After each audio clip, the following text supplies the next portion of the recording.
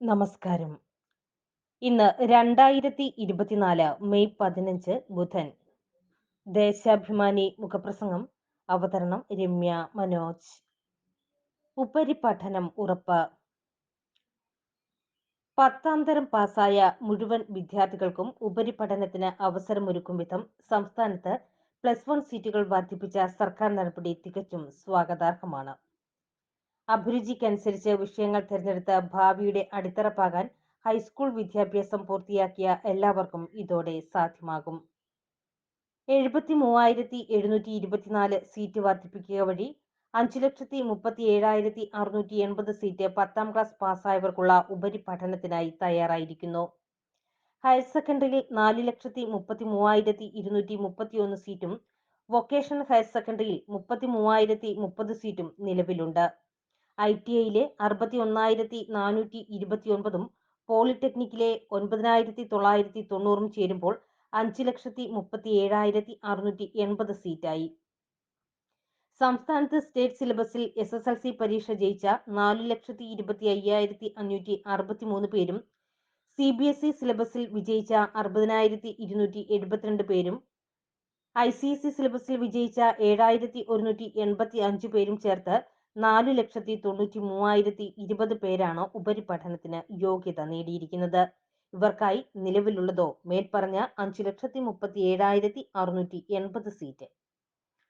ഓരോ പ്രദേശത്തിന്റെയും ആവശ്യകതയ്ക്കനുസരിച്ച് സീറ്റ് വർദ്ധിപ്പിച്ചിട്ടുള്ളതിനാൽ ചില പ്രദേശങ്ങളിൽ സീറ്റ് ഒഴിഞ്ഞുകിടക്കുമ്പോൾ മറ്റു ചിലയിടങ്ങളിൽ സീറ്റ് ലഭിക്കാതെ വരുന്ന സാഹചര്യവും ഒഴിവാകുന്നു.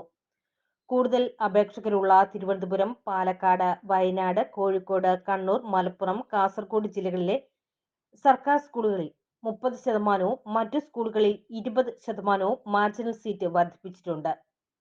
കൊല്ലം, തൃശൂർ, എറണാകുളം ജില്ലയിലെയും അമ്പലപ്പുഴ, ചേർത്തല താലൂക്കുകളിലെയും സർക്കാർ എയ്ഡഡ് ഹയർ സെക്കൻഡറി സ്കൂളുകളിൽ 20% മാർജിനൽ സീറ്റുകൾ കൂടി വർദ്ധിപ്പിച്ചതോടെ പ്രാദേശികമായ അസന്തുലിതാവസ്ഥയും ഏറെക്കുറെ പരിഹരിക്കപ്പെട്ടു. SSLC ഫലം പുറത്തുവന്നതു മുതൽ മലപ്പുറം ജില്ലയിലെ +2 സീറ്റിന്റെ അപര്യാപ്തതയെ ചൊല്ലി ഉയരുന്ന വാദകോലാഹലങ്ങളും അർത്ഥശൂന്യമാണെന്ന് കണക്കുകൾ തെളിയിക്കുന്നു. 79,730 വിദ്യാർത്ഥികൾ ഉപരിപഠനത്തിന് യോഗ്യത നേടിയ മലപ്പുറം ജില്ലയിൽ 70,976 ഹയർ സെക്കൻഡറി സീറ്റും VHSE, ITI, പോളിടെക്നിക് സ്ഥാപനങ്ങളിലെ 9,214 സീറ്റും ചേർത്ത് 80,190 സീറ്റ് ലഭ്യമാണ്.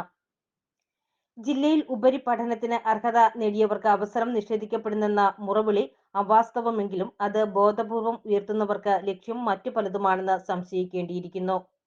സീറ്റുകളല്ല, ബാച്ചുകൾ വർദ്ധിപ്പിക്കണമെന്ന എയ്ഡഡ് സ്കൂൾ മാനേജ്മെന്റുകളുടെ ആവശ്യം അധ്യാപക തസ്തികകളിൽ കണ്ണും നട്ടല്ലേ എന്ന ചോദ്യം തള്ളിക്കളയാവുന്നത് അല്ല.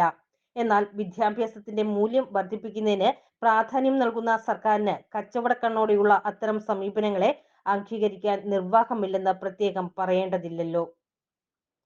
പ്രീ പ്രൈമറി തലം മുതൽ സംസ്ഥാനത്ത് കുട്ടികളുടെ സമഗ്രമായ വളർച്ചയും വികാസവും ലക്ഷ്യമിട്ട് നൽകുന്ന വിദ്യാഭ്യാസത്തിന്റെ ഗുണമേന്മയ്ക്ക് അനുസൃതമായ നിലയിലാണ് ഹൈസ്കൂൾ, ഹയർ സെക്കൻഡറി വിദ്യാഭ്യാസവും വിഭാവനം ചെയ്തിട്ടുള്ളത്.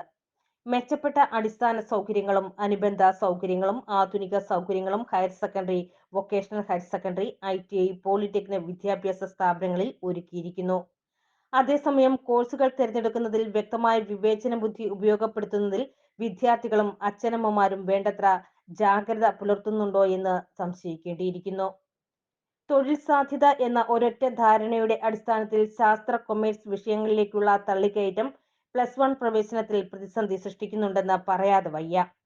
മാനവിക വിഷയങ്ങൾ 3ാം തരമാണെന്ന മിഥ്യാബോധം സൃഷ്ടിക്കാൻ ബോധപൂർവം തന്നെ ശ്രമങ്ങൾ നടക്കുന്നു.